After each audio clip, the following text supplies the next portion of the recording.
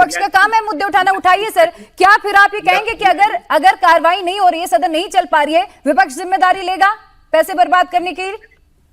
प्रिया जी, मैं पूरी जिम्मेदारी से समाजवादी पार्टी कहती है कि सरकार वो चर्चा के लिए तैयार हो, वो मुद्दे बताए, हम चर्चा को तैयार हैं, हम चर्चा से भाग नहीं रहे। हम चर्चा के लिए तैयार हैं। आप नीट बिल के ऊपर चर्चा करना चाहते हैं, हम नीट पे चर्चा करने को तैयार हैं। हम सदन में चर्चा करना चाह रहे हैं, आप सदन से भाग रहे हैं, आप सदन में खड़े नहीं हो रहे।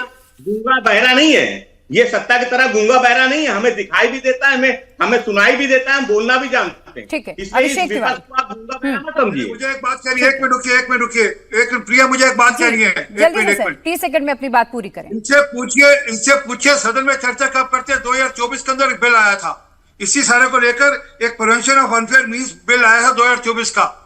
उसके अंदर क्या एक लाइन अखिलेश यादव ने जोड़ी की जब बोली हो सदन का? एक लाइन, मेरा चैलेंज स्वीकार करिए। इसी पर कांग्रेस से पूछ लीजिए, राहुल गांधी ने क्या एक लाइन बोली थी? क्या संजय सिंह ने एक लाइन जोड़ी थी उसके अंदर? बिल के अंदर नहीं जोड़ी, नहीं बात करी। असल में इनको चर्चा करनी नहीं है। हम तो कह रहे हैं आइए चर्चा करें और चर्चा कर समाज से ही रास्ता निकलेगा। ठीक है अभिषेक तिवारी, समाधान कैसे निकलेगा? देखिए फखरुल हसन जी रुकिए जरा, दूसरों को भी मौका दीजिए। अभिषेक, बातचीत से ही तो हल निकलेगा ना, समाधान कैसे होगा? प्रदर्शन करते रहेंगे? अगर सरकार ऑफर दे रही है कि भाई आइए बातचीत करते हैं, तो बातचीत से ही तो समाधान होगा ना, या और कोई जरिया है तो आप बता दीजिए। प्रिया जी, यहाँ चढ़ावे चोर पार्टी के लोग, चंदा चोर पार्टी के लोग, किसानों के भविष्य बर्बाद करने वाले लोग, छात्रों के भविष्य बर्बाद करने वाले लोग, युवाओं के भविष्य बर्बाद करने वाले लोग यहाँ पे बैठ करके सरकार के महिमा मंडन कर रहे हैं। सवाल केवल ये समाधान बड़ा सिंपल है। आप चुप कराइए, ये चढ़ावे चोरी को बंद, चुप कराइए। ये चढ़ावे चोरी को चुप कराइए, इनके बारे में नहीं बोला। 20 में मत बोलिएगा, मैं आपको पूरा मौका दूंगी, आप अपनी बात रखिएगा। हरप्रीत जी अपनी बात रखिएगा। हरप्रीत जी कोई किसी के बीच में नहीं बोलेगा, आप बोलिए अभिषेक जी बोलिए, और मुझे एक लाइन की क्लैरिटी के साथ आप अपनी बात आगे बढ़ाइएगा। सीजेपी का जो प्रोटेस्ट है वो क्यों शुरू हुआ, आप मुझे ये बता ददीजिए, इसके बाद आगे बढ़ते रहिएगा। क्यों शुरू हुआ था, किस मुद्दे पर शुरू हुआ था सर? प्रिया जी, पिछले 10 वर्षों में मोदी सरकार ने लगभग 152 पेपर लीक करवाया, लगभग 8 करोड़ युवाओं की जिंदगी और भविष्य बर्बाद कर दिया। उनके माताओं और बहनों के जो सपना था, उनके परिवार का जो सपना था, उस पर पानी फेरने का कार्य किया। हम सीजेपी का मांग क्या है? उनका मांग है कि धर्मेंद्र प्रधान इस्तीफा दे दे। प्रधानमंत्री जी को लगभग 1 महीने बाद याद आया और उन्होंने ट्वीट कर दिया। ट्वीट करके क्या करें? फास्ट ट्रैक कोर्ट बनाएंगे। अरे धर्मेंद्र प्रधान का इस्तीफा दे दीजिए, आपका सिस्टम पूरी तरीके से खोखला है।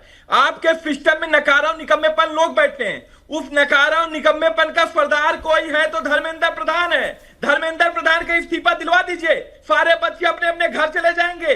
सिस्टम बना दीजिए, फास्ट ट्रैक कोर्ट बना दीजिए, चर्चा करा लीजिए। लेकिन आपका अहंकार ऊपर हो गया है। आपके लिए धर्मेंद्र प्रधान प्यारा हो गया है। आपके लिए 20 करोड़ लोगों की जो जिंदगी गई है, उनको वो प्यारे नहीं है। आपके लिए धर्मेंद्र प्रधान प्यारा है।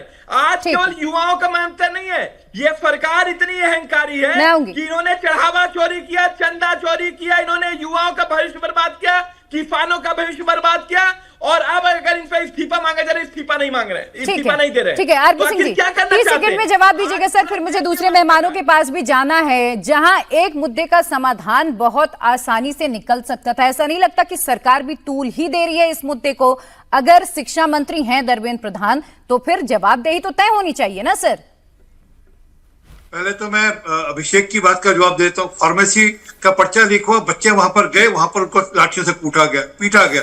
वहां पर सफाई कर्मचारी गए, उनको लाठी, सारे वीडियोस हैं आजकल, सब देखते हैं। रोका नहीं ना, अच्छी बात है, ये अच्छी बात है। क्या प्रिया आपको, मैं इनको बोलने नहीं देता, फिर अच्छा रहता। अभिषेक आप बीच में नहीं बोलेंगे। अभिषेक आपके बीच में कोई नहीं बोला। अभिषेक आप भी रुके, मैं आपको पूरा समय दूंगी, आप अपनी बात रखिएगा, एक एक करके अपनी बात रखिए। तुम्हारे हाथों में खून है, तुम्हारे हाथों में खून है, नीचे बुलवा लीजिए। शर्म आनी चाहिए। तुम्हारे घर में भी बच्चे होंगे, उनका अरे तुम्हारे घर में बच्चे हैं जो फार्मेसी वाले बच्चे सर, इस तरह से चर्चा नहीं होती है। आप लोग अगर छात्रों के मुद्दे पर बात करेंगे, छात्रों के हित के नाम पर ही आप लोग भी जाकर छात्रों के हित के नाम, अभिषेक, छात्रों के हित के नाम पर ही सब इस वक्त सड़कों पर है ना, तो छात्रों की बात करिए ना, इधर उधर की बातें आप लोग करते रहिएगा। बस यही तो होता है, कोई भी अगर मुद्दा शुरू होता है आनंद दुबे जी, उसका राजनीतिकरण सबसे पहले हो जाता है। तमाम जो मुद्दे होते हैं, जो कोर मुद्दा है, वो कहीं पीछे छूट गया और हर चीज का एक बड़ा राजनीतिक महिमा मंडन होना शुरू हो गया है।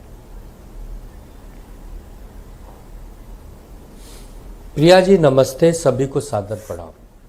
देखिए, बड़े से बड़े समस्या का, बड़े से बड़े विवाद का हल एक ही चीज़ है, वो है संवाद, डायलॉग, बातचीत।